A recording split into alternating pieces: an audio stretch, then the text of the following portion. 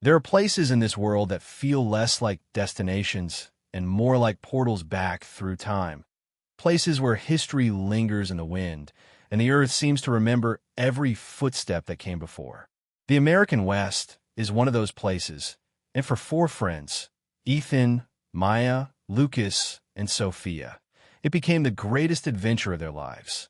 It began as a simple road trip, a shared dream born from late-night conversations, childhood fantasies of cowboys and outlaws, ancient canyons, and golden sunsets. They packed a van with camping gear, cameras, and enough curiosity to last a lifetime, and set out with no strict plan. Only a compass pointed west. Their first stop was Arizona, the Grand Canyon, a chasm so enormous and ancient that even breathing before it felt like a privilege. They watched the sunrise crest the horizon, spilling fire across the canyon rims, turning stone into shifting color. For a moment, silence filled everything. No words, no traffic, no city noise, just the whisper of wind and the weight of wonder. From there, they journeyed deeper through narrow desert roads and hidden towns. Locals told stories of ghost trails and legends passed down for generations. In Monument Valley, they rode horseback through towering sandstone guardians that looked like a skyline carved by the gods. A Navajo guide shared with them the old stories, the ones about spirits in the rocks and ancient travelers who followed the stars across the desert. The West was not just landscape. It was memory, myth, and truth woven together. Their adventure continued into Utah, where Zion National Park felt like a cathedral sculpted from red stone and sky. They hiked the Narrows, wading through icy river water as canyon walls soared hundreds of feet overhead. At night, they lay beneath a sky so thick with stars it looked like the universe had opened its hands and poured them out. Then came Nevada, where they felt the tug of two worlds, one wild and ancient, the other neon and alive. In Valley of Fire, the rocks glowed like embers beneath the sunset.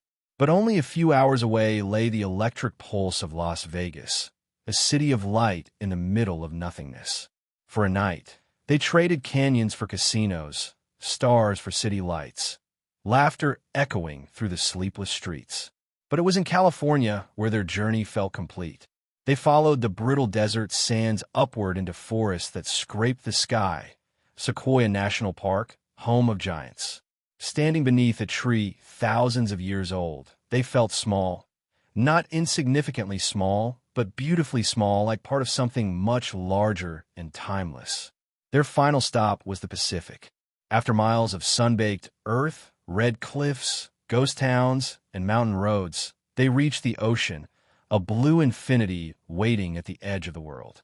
They stood barefoot in the crashing surf, the salt wind lifting their hair, and realized something quietly life-changing. This wasn't just a road trip. It was a transformation. They had arrived seeking places, but what they found were moments. Small, fleeting flashes of connection. To the land, to each other, and to themselves. The American West gave them more than beautiful views. It gave them perspective, because some journeys are not measured in miles, but in the way your soul feels when they're over. And years later, when the van is gone, when cities change, when life pulls them in different directions, they will still remember the red dusk over Monument Valley, the hush of the Grand Canyon at sunrise, the roar of the Pacific under a gold sky. And they will know that once, just once, they lived wide open. They did not pass through the West. The West passed through them. The deeper they went, the more the land began to speak to them. Not through words, but through silence. Out here, time behaved differently. Hours slipped by unnoticed, replaced by sun trails across the sky and the crunch of gravel beneath their boots. On the third week of their journey, they pulled off an old back road outside a forgotten mining town in Colorado. The town looked frozen in time, weathered wooden storefronts, rusty wagons half swallowed by sand, and a saloon that leaned drunkenly to one side, as if listening for footsteps that would never return. They camped nearby, and that night something changed. The desert wind carried a strange stillness, and the stars looked impossibly close, like 1,000 watchful lanterns suspended just above their heads. Lucas stayed awake after the others fell asleep. He had always been restless, always chasing something he couldn't name. But in the quiet, under the endless western sky, he finally understood what had been missing. It wasn't excitement. It was stillness. It was space to simply be. The next morning, they found a narrow trail leading up into the hills. They hiked until the world below looked like a memory, just rock and sky and the soft echo of their footsteps. Halfway up the trail, Maya stopped walking. She closed her eyes and tilted her head back toward the breeze. "I don't know why," she whispered, "but I feel like I've been here before. Not physically, but in some deeper ancestral way. Like her soul remembered this place, even if her body did not." They reached the summit by late afternoon. From the top, the west didn't look like a map or a destination. It looked like a story still unfolding, one that had been written long before they arrived, and would continue long after they were gone. Ethan, the quiet observer of the group, took out his camera. But for the first time on the trip, he didn't take a photo. He lowered the lens and simply watched. Some views are too sacred to capture. Some memories are meant to live only in the heart. That evening, they drove north into Wyoming, where the plains opened like a wide-open breath of sky. Wild horses ran freely across the hills, their silhouettes untouched by fences or boundaries. They stopped the van and watched in silence as the herd thundered past, a reminder that freedom was not a concept here. It was a birthright. In Yellowstone, they witnessed the earth breathing, steam rising, geysers erupting, boiling pools swirling with impossible colors. Nature here wasn't passive. She was alive, ancient, and fierce. And somewhere in that wildness, Sophia, the one who always planned, always organized, always searched for control, finally let go. She stopped scheduling, stopped predicting, stopped worrying about what came next. The land taught her what all deserts eventually teach. You cannot tame the West. You can only learn to move with it. That night, they camped beneath pine trees that whispered as they swayed. A small fire crackled between them. No one spoke for a while, not because there was nothing to say, but because everything that mattered was already understood. It wasn't just a road trip anymore. They weren't just crossing landscapes. They were crossing versions of themselves. The road carried them north, where the land rose into the rugged shoulders of the Rocky Mountains. Colorado had been vast. Yellowstone had been alive. But Montana felt eternal. Glacier National Park greeted them like a guarded secret, a place where the world still existed the way it once had, untouched, untamed, and unaware of time. Here, mountains knifed upward into the sky, while valleys carved deep green rivers through the earth like veins of life itself. They decided to hike one of the more remote trails, long, strenuous, barely marked on the visitor maps. It was the kind of trail you didn't follow unless you were searching for something more than scenery. By midday, clouds began gathering, thick and low, curling around the peaks like restless spirits. But they pressed on, hungry for one more view, one more summit. And that was when it happened. A distant rumble. Not thunder, movement. The whisper of branches. The shift of shadow. Then they saw it. A grizzly. Massive. Silent. Powerful as a myth stepping out of the tree line. Time fractured into stillness. Instinct told them not to run, not to turn their backs. The air thickened with ancient memory, an understanding that they were guests here, standing before a guardian older than borders and national parks. For a moment, an infinite, breathless moment, the bear simply watched them, amber eyes unreadable. Then, with a huff that sounded like wind through stone, it turned and disappeared into the trees as if returning to legend. The four of them exhaled at once, trembling, not in fear alone, but in awe. The kind of awe that reminds you that nature is not a postcard. It is power. It is law. It is the original world. When the storm finally broke, they found shelter under a rocky overhang. Rain hammered the earth in sheets, drumming against the stone like the heartbeat of the mountains themselves. There, huddled together, soaked and speechless, something shifted between them, unspoken but undeniable. They had crossed a threshold, not of distance, but of spirit. When the rain eased, they resumed their climb, and just before sunset, they reached a glacial lake hidden deep in the mountains. The water was clear as glass, reflecting the peaks like a second sky. No road reached this place. No crowd had ever touched its silence. The world felt impossibly new. Sophia knelt at the water's edge. Maya closed her eyes and listened to the wind. Lucas dipped his fingers into the freezing lake and felt electricity climb his bones. Ethan finally lifted his camera, but this time he didn't photograph the view. He photographed his friends, because suddenly he understood the real wilderness was not the land around them, but the people they were becoming within it. They camped high in the mountains that night, wrapped in blankets of cold air and quiet revelation. And as the moon rose above the jagged skyline, silvering the world, they realized this wasn't just a trip anymore.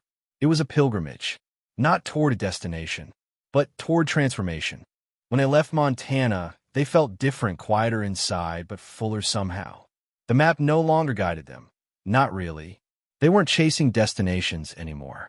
They were following something deeper, something that pulled them west like a tide. The land shifted again as they crossed into Idaho, trading giant peaks for rolling forests and soft river valleys.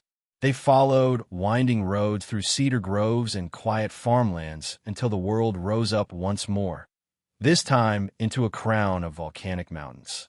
By the time they reached Oregon, the West had become a tapestry of every landscape imaginable: stone, sand, water, sky. They stood at the rim of Crater Lake, a crater born of ancient fire, now filled with impossible blue. The color looked unreal, like a secret painted onto the earth by some patient god. The silence there was absolute, thick, holy, untouched. Ethan spoke softly. "You ever feel like some places are alive, just by existing?" No one answered. They didn't need to. From there, they drove north through endless pines, where mist curled through treetops like old memories trying to be remembered. They visited waterfalls hidden behind moss-covered cliffs, where the water descended not like rain, but like silk unraveling from the sky. Lucas, who once feared stillness, began waking earlier than the others just to watch dawn bleed through gray forest air. Maya started sketching in a tattered notebook she hadn't opened in years. Sophia stopped checking the date, and Ethan began speaking less, but feeling more. One evening, as they camped near a river not far from the Oregon coast, the sky flared gold across the water. They sat by the fire, wrapped in flannel and fading daylight, and for the first time since the journey began, memories of home felt far away, not in distance, but in importance. It was Maya who voiced it at last. "Do you think," she asked quietly, "that people go searching for the world and accidentally find themselves instead?" Lucas stared into the fire. "That's the whole secret, isn't it?" he murmured. "The world is the mirror. We're just finally looking into it." That night, they didn't sleep early. They stayed awake beneath the stars, not because they were restless, but because they didn't want the day to end. They were getting close now. They could feel it in the wind, in the salt beginning to drift through the air, in the way the trees bent westward, as if pointing the way. Somewhere beyond the horizon waited the Pacific, and with it, the final threshold of their pilgrimage. Not an ending, but a return to the self. They didn't know yet what the ocean would mean, only that when they reached it, something inside each of them would finally settle. They were no longer just travelers. They were becoming witnesses. Witnesses to land, to history, to myth, to silence, and to who they were meant to be all along. By the time they crossed into California, the air itself felt different, saltier, softer, thicker with a quiet tension, like the world was holding its breath before a revelation. They followed Highway 101 southward, the road carving along cliffs where land ended in thunder and light. Every turn brought a glimpse of something vast, just beyond sight, until suddenly, there it was, the Pacific Ocean, endless, ancient, alive. They pulled the van over and stepped out in silence. The four of them stood at the cliff's edge, staring down at a roaring horizon stitched from silver waves and eternal wind. It wasn't like reaching a destination. It was like reaching a threshold.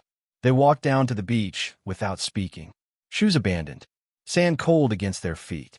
The sun was sinking toward the water, turning the world gold, then amber, then something softer. No one moved for a long while, because some moments don't ask to be understood. They ask to be felt. Ethan was the first to step forward. He walked into the surf until the waves lapped around his knees, camera hanging forgotten at his side. For so long he had tried to capture the world, but now he realized some beauty is not meant to be taken. Some beauty is only meant to be met. Maya lowered herself to the sand and let the water wash her hands clean. She had always searched outward for wonder, but here, with the ocean breathing before her, she finally understood that wonder had been waiting inside her all along. Lucas closed his eyes and inhaled deeply, and for the first time in years, he felt full. Not hungry for more, not chasing something distant, just enough. Sophia stepped forward slowly, her feet sinking into the wet shore as if the earth was holding her in place. The wind tore through her hair like a baptism, and she let out a soft, trembling breath, the sound of surrender after a lifetime of tightening her grip. When the sun reached the horizon, the four of them stood side by side, their shadows long and golden behind them. They didn't know what came next. They didn't need to, because the ocean was not the end of their journey. It was the mirror of it. The Grand Canyon had taught them humility. The desert had taught them silence. The mountains had taught them awe. The forests had taught them patience. But the ocean taught them acceptance. Not every question needs an answer. Not every path needs a destination. Not every part of life needs to be held. Some things are meant to pass through you like wind, like tide, like time. And as the last sliver of sun melted into the sea, they realized they had not reached the edge of America. They had reached the deepest part of themselves. They left footprints in the sand that night, for temporary marks on an eternal shore. The tide eventually washed them away, but the journey had already written its story somewhere far more permanent, in the quiet places of their hearts. Because some adventures don't change the world.